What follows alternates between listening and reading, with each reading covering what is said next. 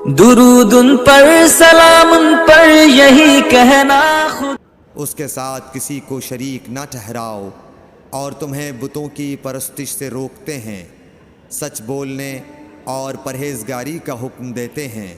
لہٰذا اگر یہ باتیں جو تم کہہ رہے ہو سچ ہیں تو ان قریب وہ اس جگہ کا مالک ہو جائے گا کہ جہاں میرے یہ دونوں پاؤں ہیں۔ مجھے معلوم تھا کہ وہ پیغمبر آنے والا ہے، مگر مجھے یہ معلوم نہیں تھا کہ وہ تمہارے اندر ہوگا۔ اگر میں جانتا کہ اس تک پہنچ سکوں گا تو اس سے ملنے کے لیے ہر تکلیف گوارا کرتا۔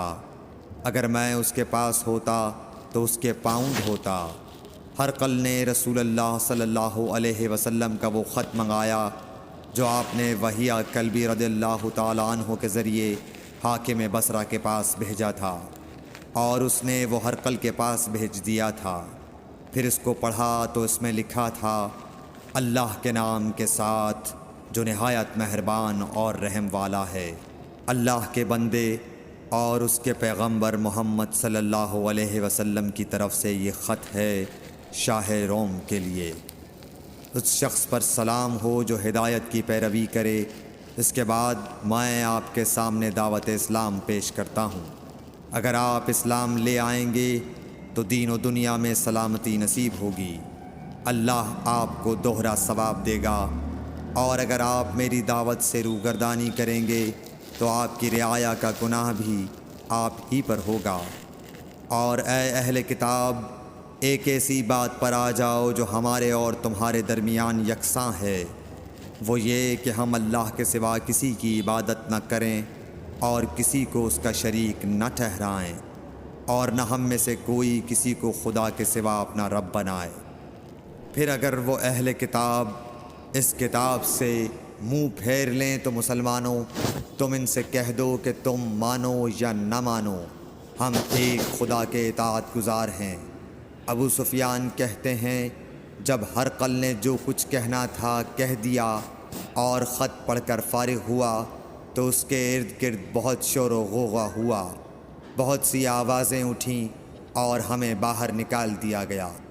تب میں نے اپنے ساتھیوں سے کہا کہ ابو کبشہ کے بیٹے حضرت صلی اللہ علیہ وسلم کا معاملہ تو بہت بڑھ گیا۔ دیکھو تو اس سے بنی اصفر روم کا بادشاہ بھی ڈرتا ہے۔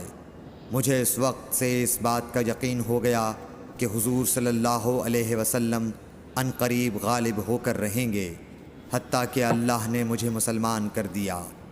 راوی کا بیان ہے کہ ابن ناطور ایلیا کا حاکم ہرقل کا مصاحب اور شام کے نصارہ کا لاٹ پادری بیان کرتا تھا کہ ہرقل جب ایلیا آیا ایک دن صبح کو پریشان اٹھا تو اس کے درباریوں نے دریافت کیا کہ آج ہم آپ کی حالت بدلی ہوئی پاتے ہیں، کیا وجہ ہے؟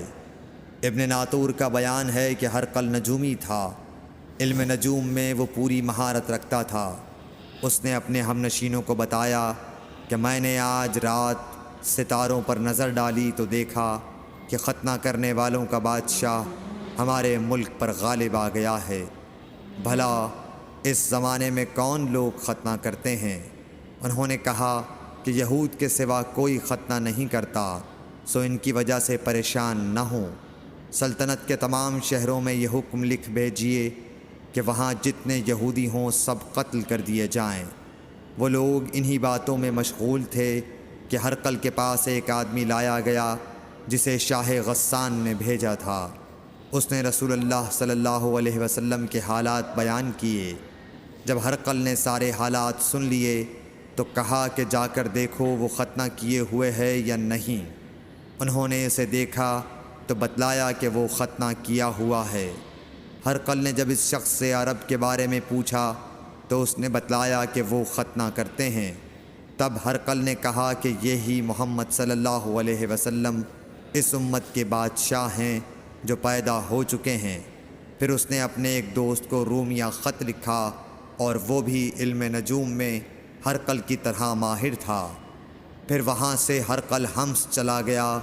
ابھی حمص سے نکلا نہیں تھا کہ اس کے دوست کا خط اس کے جواب میں آ گیا۔ اس کی رائے بھی حضور صلی اللہ علیہ وسلم کے ظہور کے بارے میں ہر قل کے موافق تھی کہ محمد صلی اللہ علیہ وسلم واقعی پیغمبر ہیں۔ اس کے بعد ہرقل نے روم کے بڑے آدمیوں کو اپنے حمص کے محل میں طلب کیا اور اس کے حکم سے محل کے دروازے بند کر لیے گئے۔ پھر وہ اپنے خاص محل سے باہر آیا اور کہا، اے روم والو، کیا ہدایت اور کامیابی میں کچھ حصہ تمہارے لیے بھی ہے؟